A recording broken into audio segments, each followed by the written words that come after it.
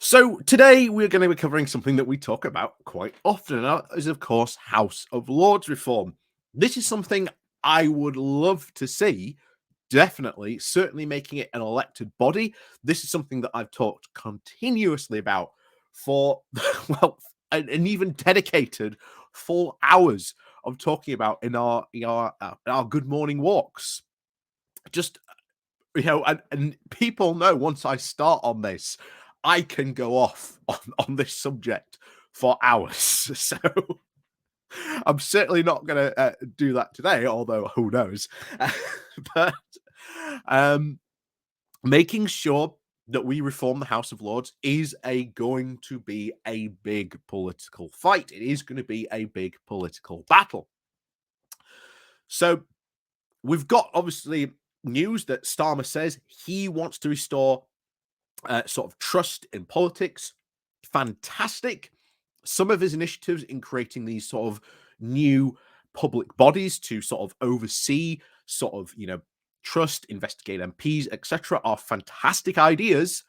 And certainly the House of Lords is a massive, massive scandal magnet at the moment with so much going on. It would be very easy to do.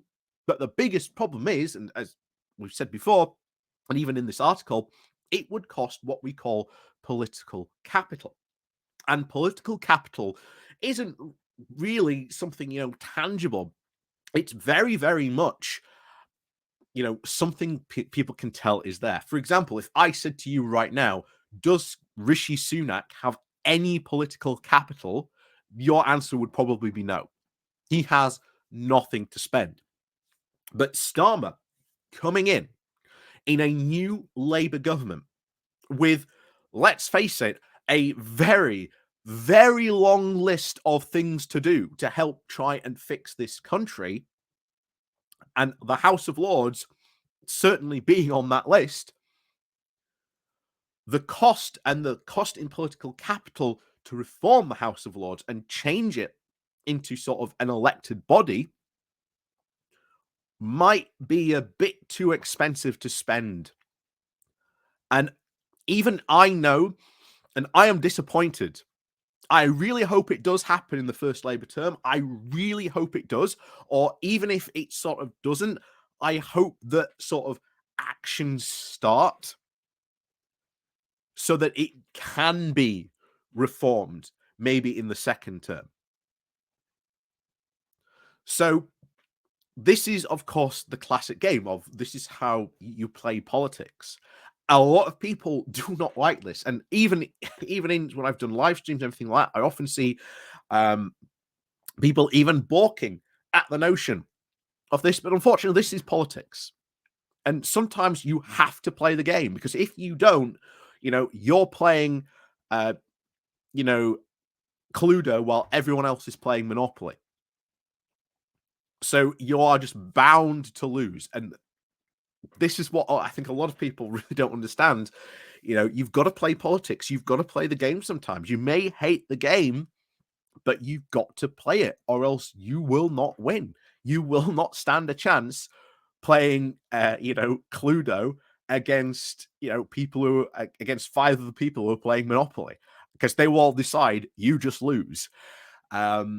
That is the political reality sometimes. I really hope this does happen, but we're going to go into this because this will, I think, become a very big decider, certainly in the first Labour term and even potentially going into the next general election. Like I say, if we want to see this, and certainly from the PR movement, they want to see reform of the House of Lords. And as I've said before, targeting the House of Lords is a massive win across all political spectrums. So I would love for the PR movement to really start to push to reform the House of Lords into an elected body with a PR system, as we've talked about before. Turning it into like a House of Regional Representatives would be fantastic. So let's go into this. To see what, again, this is Labour peers, people in the House of Lords, sort of saying, "Whoa, Starmer, this may be a bit too far," But hey, there's a sense that maybe they could be right. Maybe this is a bit too much of Starmer trying to spend his political capital. I don't necessarily think it is, but when Starmer gets into office, let's not lie to ourselves and say that he does not have a very, very long list of things he has to do to try and fix the country. So, we're just going to quickly dip into this then. But before we do that, please do remember to hit that like, share, and subscribe button. And of course, down below there are links to my Patreon page and a motivation link called Buy Me Coffee, where you can all buy me coffee. And as always, thank you very much to all those people who do help and support the channel that way. And of course, now on with this. So, like I say, this comes from The Guardian with the title of Keir Starmer warned by Labour peers not to waste political capital on Lords reform.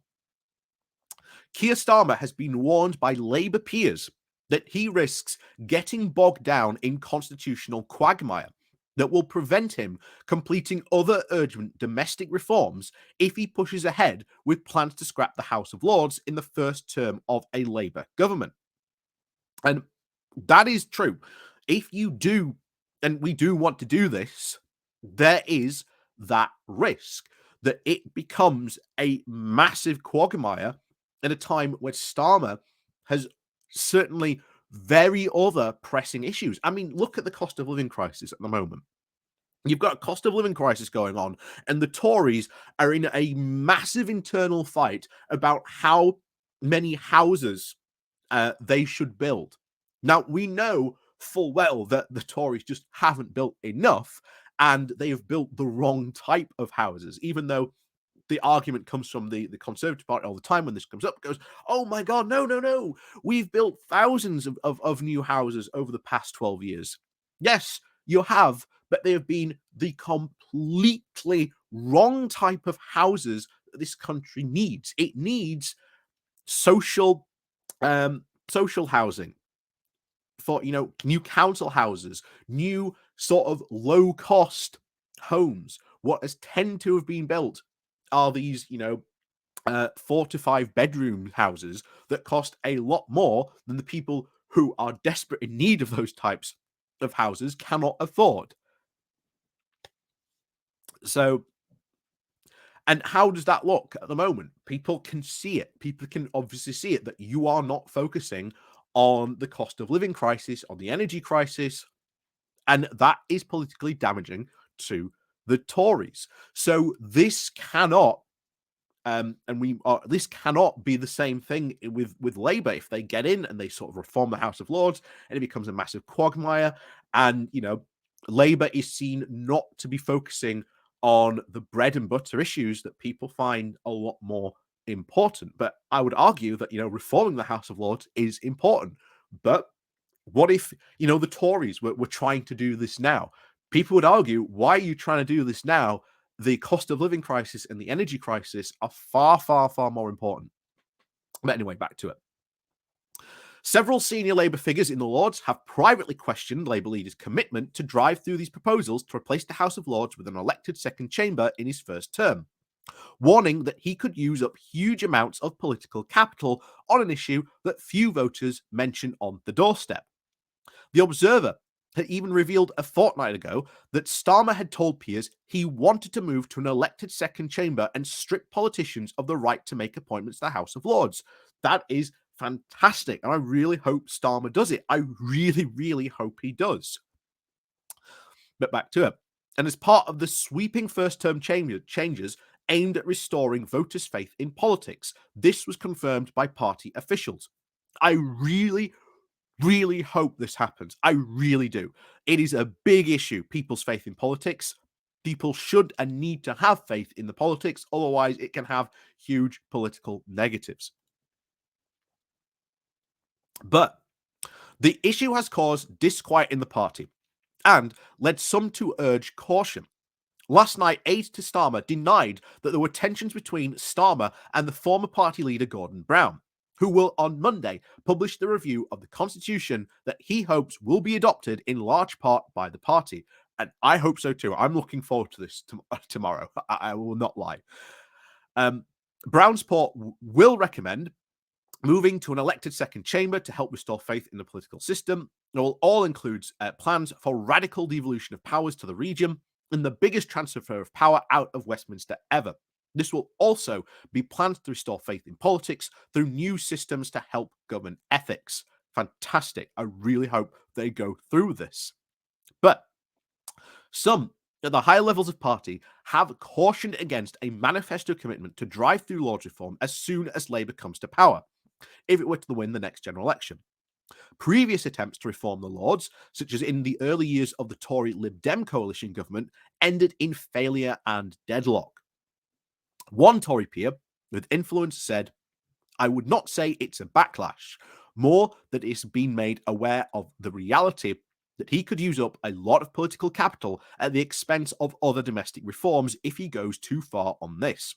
Another peer said, "It sounded like a good idea in the past, and attempts to reform the Lords have led into political quagmires."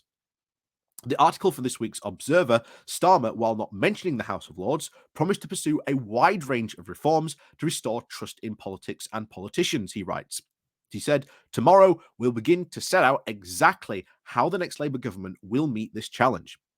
The proposals published by Gordon Brown and the Commission on the UK's future will set out the biggest ever transfer of control from Westminster back to the British people. This means at the next election, Labour will stand on a promise of new powers for towns, cities, regions, and nations to reignite our economy, while scrapping the unaccountable ones in Westminster to restore trust in our politics. This is a matter of personal conviction to me. I have always believed that the power is best placed and decided what works in Stirling or Sunderland and Swansea are the people there. If we expect these places to drive growth, we must hand them the keys, but as well as bringing people closer to decision making. I want to change the very idea of who our politics served, and the way this Tory government keeps on blithely putting up taxes while endlessly pearl clutching at the idea of prospecting for oil companies or non-doms or Eton College to pay their fair share leaves working people with one sense, that Britain is being run for someone, but it isn't them. That will change. And that is fantastic. That is a fantastic message to send. I really hope it does happen. But it is worth reminding that they are right. Reform of the House of Lords has been tried before, and it ended in a complete loss and deadlock in the Tory, Conservative coalition. And remember, if a general election happens next year, Starmer will come in, still probably having to deal certainly with the energy crisis, with the cost of living crisis, the rising cost in food. There is potential still out there for a big housing collapse and a housing disaster that we've talked about for quite a lot whenever we talk about housing to really come in. So make no mistake, while reforming the House of Lords is important, the fact is that even now, where you've got the Tories bickering over how many houses they need to build, people are very, very well aware that they are not taking care of the cost of living crisis or the energy crisis. And sometimes you've got to learn when is the right time to pick your battles. And the House of Lords reform could absolutely, certainly be one. And it's something that, again, we cannot let up on, and that we want, and that we need to sort of keep the pressure on pushing for. Because if we don't keep the pressure on, then it will get dropped. But if we keep the pressure on, the better it will be. And again, I really hope this does happen. I really hope it does. And even if Starmer goes, well, maybe we can't do it in the first one, in our first term, because there's a lot we need to do. Should be a fair argument. Maybe we do it in the second one, or maybe we start the process like towards the end of like the first, sort of the first term in power. So in the second manifesto that we released, we're going to say, yeah, we are going to reform. You've seen the reforms that we've done for sort of the politicians, these new ethics and standards that we've created. Let us now do the same in the House of Lords as well and reform that. So I have full faith that this will happen. He certainly seems to be very, very much in on this and sort of devolving power, and certainly creating a second elected chamber with like a house of like regional representatives would be fantastic. So I say fingers crossed that this happens, and I do have a lot of faith that this, to be honest, this will happen. So like I say, as always, thank you very much for watching. Please do remember to hit that like, share, and subscribe button on your way out. And of course, down below, there are links to my Patreon page, my one donation link called Buy Me Coffee, the YouTube thank you button, and of course, the Pony Club as well, should you like to help support the channel in that way. And of course, as always, we'll see you all next time.